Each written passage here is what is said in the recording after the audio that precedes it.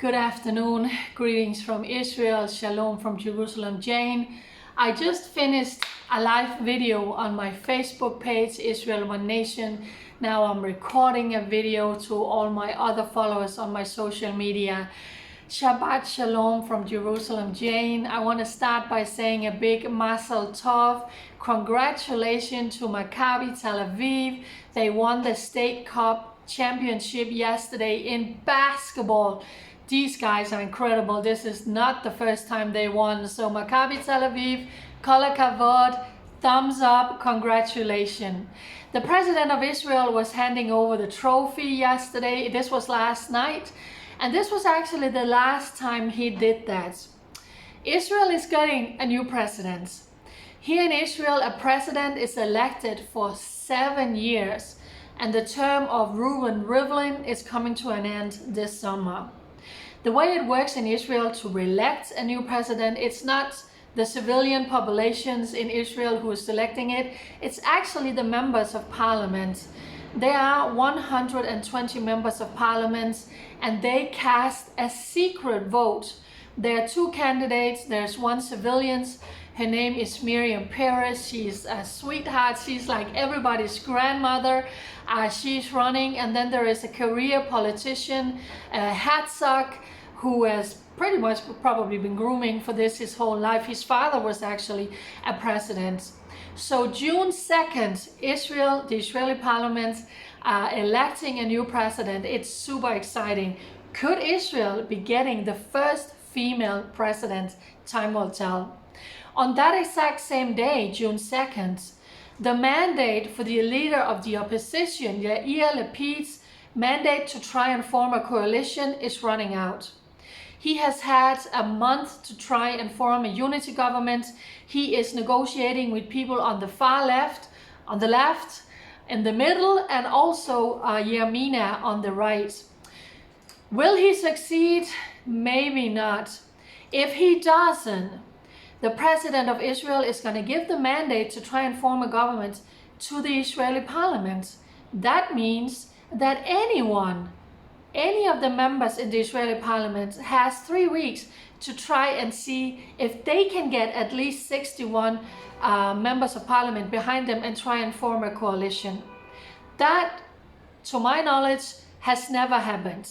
If it doesn't happen, Israel is heading for the 5th election in 2 years, 2.5 years. So I really want to encourage you, pray for the political situation in Israel. Pray for the political situation.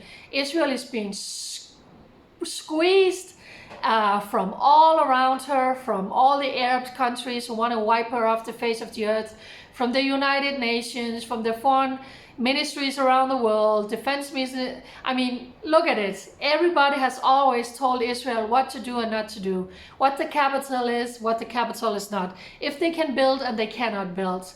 So for such a time as this, it has never been more important that Israel get the prime minister that God has elected for this time, that Israel gets a bold and a strong, functional government that will stand strong and stand proud and do what is right for Israel and not backing down to anyone. Please pray for a new government and for the new president of Israel.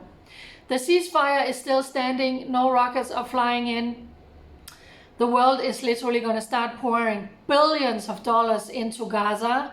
How do you prevent all of that money going to the terror regime Hamas, who is running the Gaza Strip? You know, they are in charge of everything. And over the years, instead of taking care of their people and building health clinics and schools, they have built bunkers. They have made launch pads to launch rockets into Israel. They are working like a full state within Gaza Strip. They have thousands and thousands of terrorists who is ready to die for the cause of liberate Palestine. Israel has every right to exist. Israel is home. The Jewish people are home in their God-given homeland. This is the nation that God chose for the Jewish people. Israel has every right to defend her people. Israel has never just attacked inside the Gaza Strip. Israel is always defending her people. So there is still a lot to pray for. Also, as we are still seeing Jewish people are being attacked, they are being stoned when they're out driving in their cars. We just had a Jewish home being firebombed last night in Lod, which is a city that is a mix of Jewish and Arab citizens. There has been many horrific attacks on the Jewish people, and it's still going on. So thank you for sharing out this video. Thank you for standing with Israel. Thank you for standing with me. As you can see, there's a suitcase behind me. This means that in 4 weeks I have to move.